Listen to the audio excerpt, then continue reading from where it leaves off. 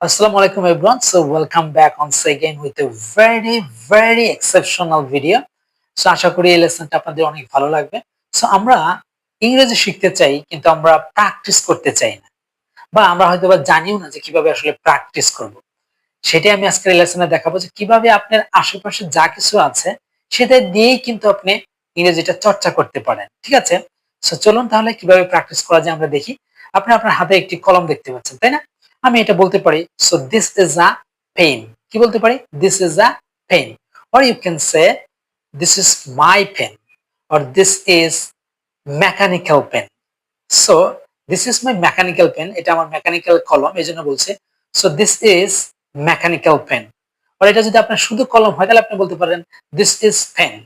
তারপরে বলতে পারেন ইট ইজ সিলভার কালার, অথবা আপনি বলতে পারেন the colour of this pen is silver. কি বলতে পারেন? ইটস সিলভার কালার বা ইট ইজ সিলভার কালার, অথবা আপনি বলতে পারেন the colour of this pen is silver, right? So তারপরে বলতে পারেন I use it for writing. আমি লেখার জন্য এটি ব্যবহার করি। আর আমি এটা ব্যবহার করি so I use it as a part of my teaching. যেটা আমি ব্যবহার করি, আমি টিচিং দেওয়ার ক্ষেত্রে এটি ব্যবহার করি। It becomes large. এটি বড় হয়। It becomes large.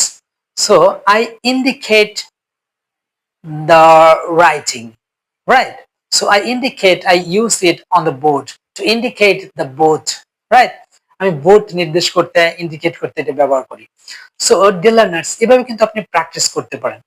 তারপরে আপনার আশেপাশে আরো অনেক কিছু থাকতে পারে, যেমন আমার আশেপাশে ধরুন আছে চার্জার। আপনি বলতে পারেন দিস ইজ আ চার্জার, অথবা আপনি বলতে পারেন ইটস আ চার্জার। তারপরে আপনি বলতে পারেন I use it to charge my cell phone. বলতে পারেন কিন্তু I use it to charge my cell phone or my mobile phone. Then আপনি বলতে পারেন ইট ইজ 33 ওয়ার্ড।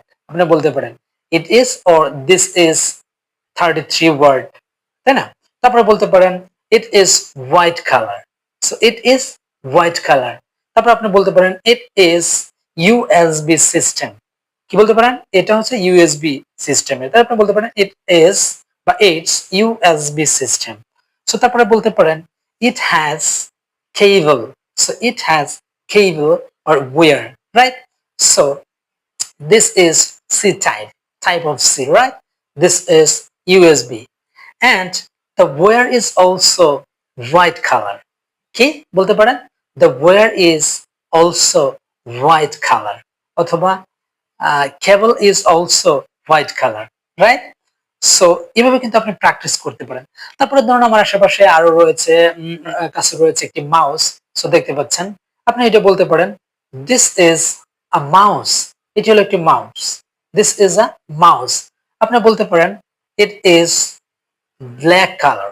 কি? It is black colour. আর দেখুন এটা কিন্তু কম্বাইন্ড কালার। আপনি বলতে পারেন দুইটা কালার বা তিনটা কালার হতে পারে। আপনি বলতে পারেন it is combined color, black and red, right? এইভাবে আপনি বলতে পারেন। তারপর আপনি বলতে পারেন it is wireless mouse. কি? It is or this is a wireless mouse. তারপরে আপনি বলতে পারেন the name of this brand is Habit. বলতে পারেন Habit is the brand name. এভাবে বলতে পারেন Habit is the brand name, right? তারপর আপনি বলতে পারেন I use it with my laptop, or আপনি বলতে পারেন I use it with my desktop computer, right? এভাবে আপনি কিন্তু বলতে পারেন। সো এই যে আমি প্রসেসগুলো দেখালাম, সো আপনার আশেপাশে যা কিছু আছে এটা দিয়েই কিন্তু আপনি ইংরেজি চর্চা করতে পারেন। জাস্ট দরকার হচ্ছে you have to have strong patient determination. So যখন আপনার ডিটারমিনেশন থাকবে তখন আপনাকে কেউ থামাতে পারবে না। নন ক্যান স্টপ ইউ। ঠিক আছে? আপনি একদিন সফল হবেন ইনশাল্লাহ। সো এভাবে প্র্যাকটিস করবেন। লেসনটি কেমন লাগলো অবশ্যই জানাবেন। তো সকলকে ধন্যবাদ জানিয়ে এখানেই শেষ করছি। আল্লাহ হাফেজ।